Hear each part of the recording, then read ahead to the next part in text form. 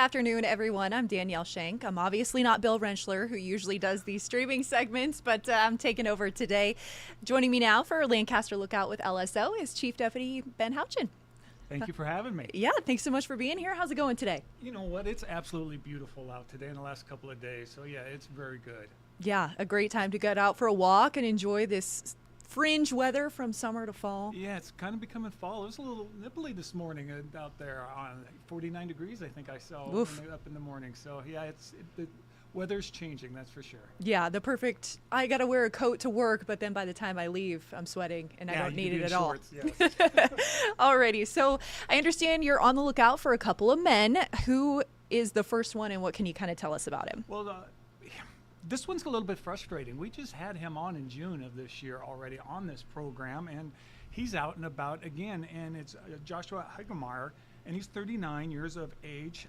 He's on a probation violation once again, and that's what it was, but for a false imprisonment. But the bad thing with him is every time we try to catch him, he seems to like to run from us, and he also has firearms on him a lot of times. He's, I would classify as a career criminal, and he has another warrant other than just the violation, and that's the possession of methamphetamine. And he got that charged when we arrested him last time on the warrant back in June when he was on the program.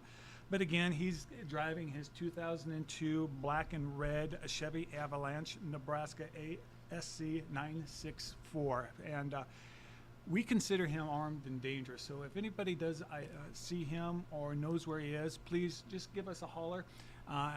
You can call the non-emergency at 441-6000 or us at the sheriff's office, or of course Crime Stoppers would be more than happy to take those phone calls, and you can stay anonymous and give us that information. We'd be more than happy to go take him into custody. Yeah, there's quite a few ways that people can give you guys a tip. I was going to say I recognized Josh from earlier this year, like you had mentioned. I think we've ran a couple of stories about him, but you said I think this is the 5th time that he's had a warrant issued for him. So like you said, kind Since of a 2003 on the same warrant. So yeah, he seems to be kept getting let out, and he keeps victimizing people. So again, you know, we do our job, and once the warrants come out, we go find him and we place him under arrest. Yeah, but we do know he's in the area, but we just don't know exactly where.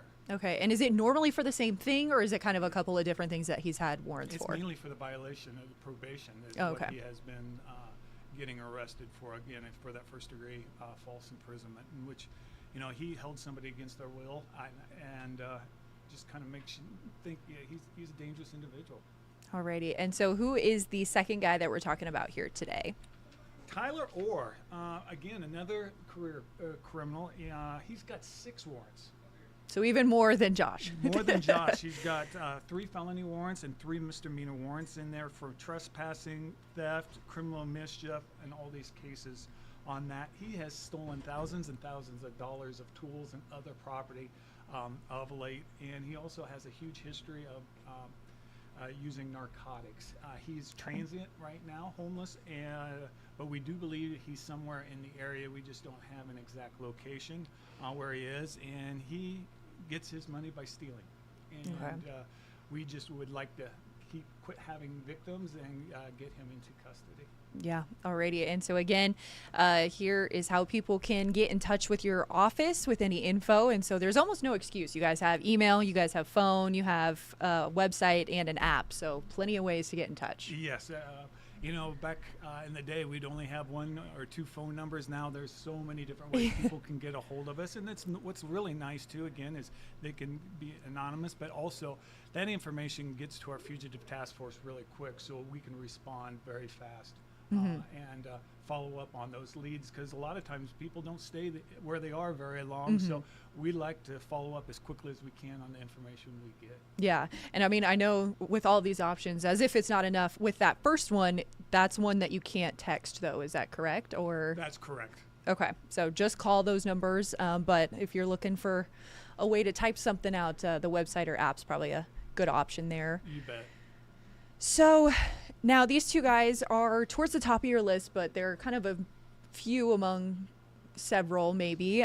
Roughly how many people do you have on your wanted list? We keep 10 up, and now sometimes 10 they're up. not always the most wanted or the worst of the worst, but we kind of ran out of information on where they are, so we like to ask the public and we put those up there, and so that they can assist us on that. Sometimes the individuals are some of the bad of the bad, so but no, we like to have this. We get it refreshed, and just so that people can go there and look, and if they have any information, they can call us, and we can go and take care of it. It's amazing. We do clear a lot of these on this list, so the public does help us on these, and we greatly appreciate that. Yeah.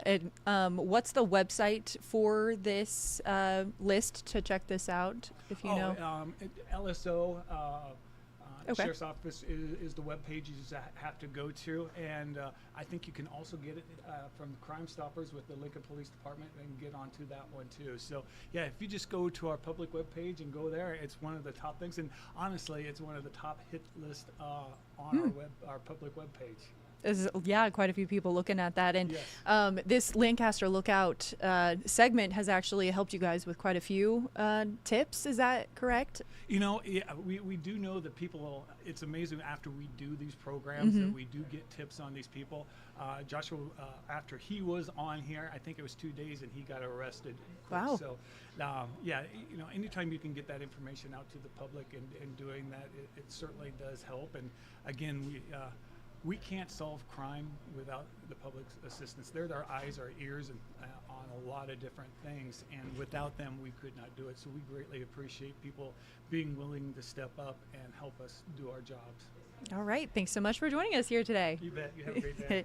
You too. Well, for more news and updates, you can visit our website, 1011now.com, and follow us on all of our social platforms from our newsroom to wherever you are. See you on the next stream.